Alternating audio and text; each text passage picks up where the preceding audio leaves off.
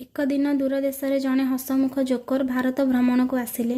ସେ ପୂର୍ବ ଭାରତର ସୁନ୍ଦର ରାଜ୍ୟ ଓଡ଼ିଶା ବିଷୟରେ ଅନେକ କାହାଣୀ ଶୁଣିଥିଲେ। ଏହି ରାଜ୍ୟ ଭାରତ ଦେଶର ପୂର୍ବ ତଟରେ ଅବସ୍ଥିତ ଓ ଏସିଆ ମହାଦେଶର ଅଂଶ। ସମୁଦ୍ର ତଟ, ପୁରାତନ ମନ୍ଦିର, ସବୁଜ ଜଙ୍ଗଲ ଓ ସମୃଦ୍ଧି ସଂସ୍କୃତି ବିଷୟରେ ଶୁଣି ସେ ଓଡ଼ିଶାକୁ ନିଜ ଆଖିରେ ଦେଖିବାକୁ ବହୁତ ଇଚ୍ଛୁକ ହେଲେ। ସେ ନିଷ୍ପତ୍ତି ନେଲେ ଯେ ଉତ୍ତରରୁ ଦକ୍ଷିଣ ଦିଗକୁ ଓଡ଼ିଶାର ଉପକୂଳବର୍ତ୍ତୀ ଅଞ୍ଚଳ ଭ୍ରମଣ କରିବେ। ବାଲେଶ୍ୱର ଜିଲ୍ଲା। ଉତ୍ତର ଓଡ଼ିଶାର ବାଲେଶ୍ୱର ପହଞ୍ଚି ସେ ଚାନ୍ଦିପୁର ସମୁଦ୍ର ତଟ ଦେଖି ଆଶ୍ଚର୍ଯ୍ୟଚକିତ ହେଲେ। ଏଠାରେ ସମୁଦ୍ର ଜୁଆର କିଛି କିଲୋମିଟର ପଛକୁ ଘୁଞ୍ଚିଯାଏ, ପୁଣି ଫେରିଆସେ।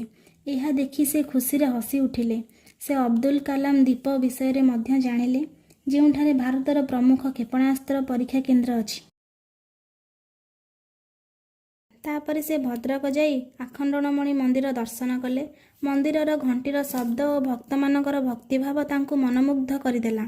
ପରେ ସେ ଧାମରା ବନ୍ଦର ଦେଖି ଭାରତର ଆଧୁନିକ ବ୍ୟବସାୟିକ ଉନ୍ନତି ବିଷୟରେ ଜାଣିଲେ।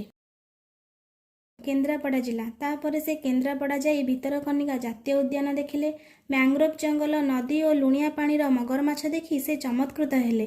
ପକ୍ଷୀମାନଙ୍କର କୁହୁ କୁହୁ ଧ୍ୱନି ଓ ପ୍ରକୃତିର ସାନ୍ତ୍ୱନା ତାଙ୍କ ମନକୁ ଶାନ୍ତ କରିଦେଲା। ଜଗତସିଂହପୁର ଜିଲ୍ଲା। ଯାତ୍ରା ଆଗକୁ ବଢ଼ିଲା ଓ ସେ ଜଗତସିଂହପୁରରେ ପହଞ୍ଚିଲେ। ଏଠାରେ ଅବସ୍ଥିତ ପାରାଦୀପ ବନ୍ଦର ଦେଖି ସେ ବୁଝିପାରିଲେ ସମୁଦ୍ରରେ ଦେଶ ବିଦେଶ ସହ ବ୍ୟବସାୟ ହୁଏ। ବଡ଼ ବଡ଼ ଜାହାଜ ଦେଖି ସେ ଆଶ୍ଚର୍ଯ୍ୟଚକିତ ହେଲେ। ପୁରୀ ଜିଲ୍ଲା। ପରେ ସେ ପୁରୀ ଯାଇ ଶ୍ରୀ ଜଗନ୍ନାଥ ମନ୍ଦିର ଦର୍ଶନ କଲେ।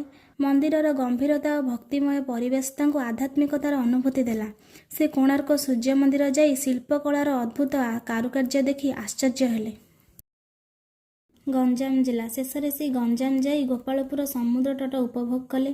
ସୂର୍ଯ୍ୟାସ୍ତର ସୁନେଲି ଆଲୋକରେ ସମୁଦ୍ର ତଟ ଅପୂର୍ବ ଲାଗୁଥିଲା। ସେ ସମୁଦ୍ର ପବନରେ ନିଜର ରଙ୍ଗୀନ ଟୋପି ଧରି ଖୁସିରେ ହସୁଥିଲେ। ଓଡ଼ିଶାର ସମସ୍ତ ଉପକୂଳ ଜିଲ୍ଲା ଭ୍ରମଣ କରି ତାଙ୍କ ମନରେ ଓଡ଼ିଶା ପାଇଁ ଗଭୀର ସ୍ନେହ ଜନ୍ମିନେଲା ଏବଂ ସେ ନିଷ୍ପତ୍ତି ନେଲେ ଏହି ସୁନ୍ଦର ଭୂମିକୁ ସେ ପୁଣି କେବେ ବୁଲି ଆସିବେ।